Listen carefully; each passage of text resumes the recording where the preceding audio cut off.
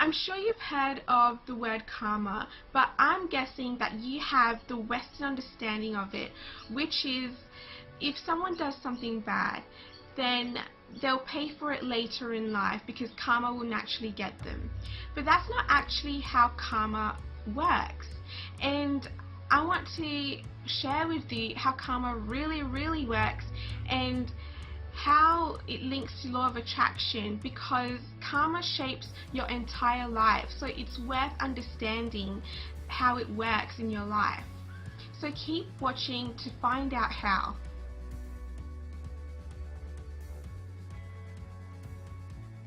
Hey, nutritionist Shiku here. Welcome to my channel Nourished Mind.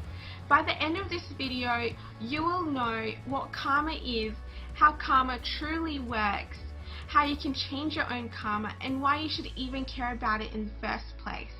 If you enjoy this video, please don't forget to like and subscribe to both my Facebook page and my YouTube channel.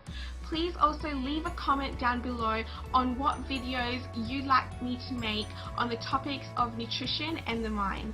The meaning of karma is action.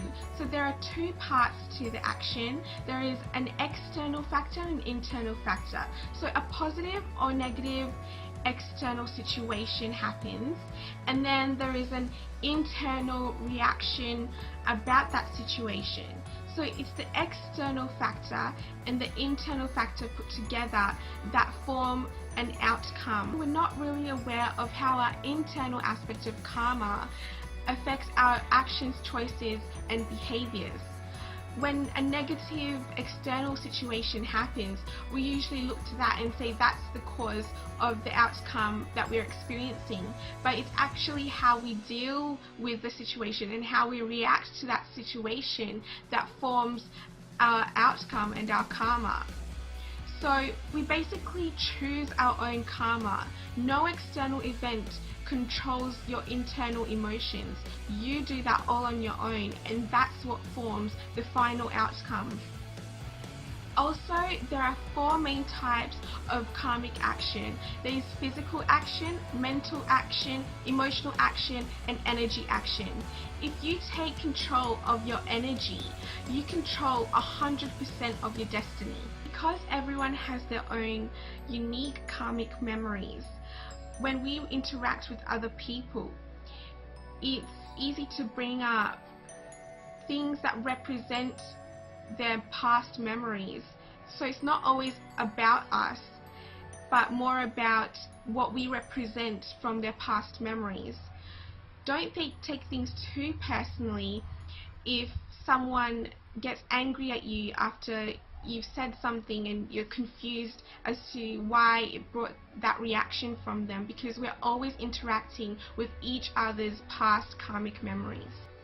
The main problem around karma is that we don't pay a lot of attention to who we are right now and how that's going to affect who we are becoming into the future.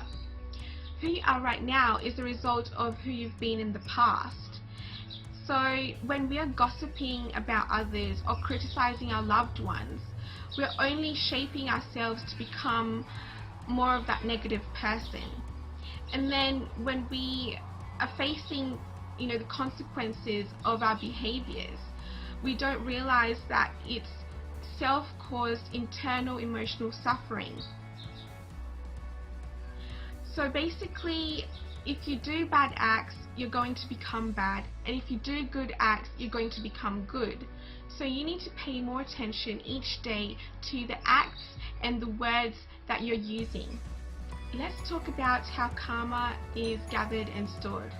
So all of your karma is stored in the soul, but the chakras hold the karma in this life.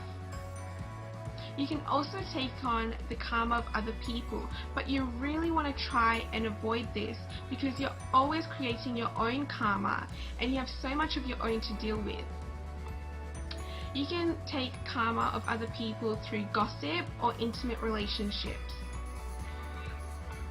The main aim is to try and escape the karmic cycle by releasing your karma. You want to be able to control your karmic memories that become you instead of those karmic memories controlling you. When you perform a bad act or think private negative thoughts, like thoughts of anger or revenge, those become recorded into your subconscious mind as memories. And that leads to internal emotional suffering.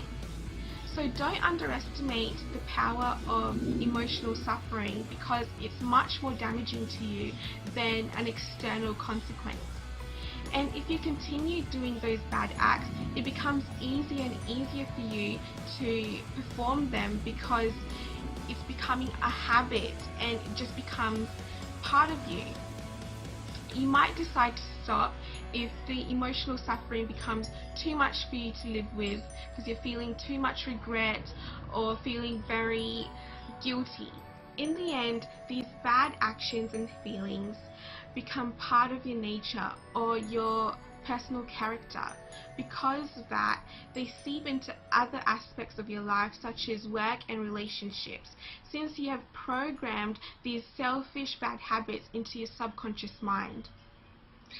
Imagine someone who's murdered people, the inner turmoil that they would have in their minds.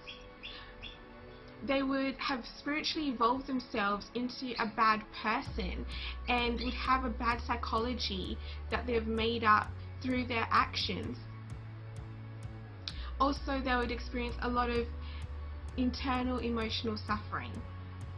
And that is the real definition of hell, because hell exists in a mentally and emotionally unstable mind. I recently made the connection in my head that law of karma and law of attraction are connected.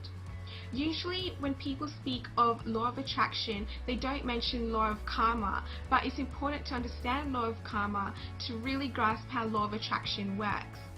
Because your karma actually determines what you attract into your life. We don't attract what we want, we attract who we are mentally, spiritually, and emotionally. So what you focus on in the present moment, in your thoughts, your words, and your actions, actually make the karma of the future.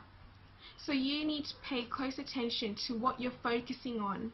To really make any change in our lives, the change has to come from our entire being. Deep meditation and energy healing are both methods that you can use to access past memory impressions stored in the mind and rewire them using intention. New intentions will grow over time, and they will help you become who you want to be instead of being controlled by what your past has made you become. I'll be creating a video on the importance of reading a book every single week and how this habit can transform your mind and life. So if you want to watch that, then please subscribe to my channel. Also, leave a comment down below on what other videos you'd like me to make on the topics of the mind and nutrition. If you are struggling with keeping a healthy diet, then head over to my Facebook page and send me a message for a meal plan at an affordable price. Thank you so much for listening. Share this with your friends, and I'll see you in the next video.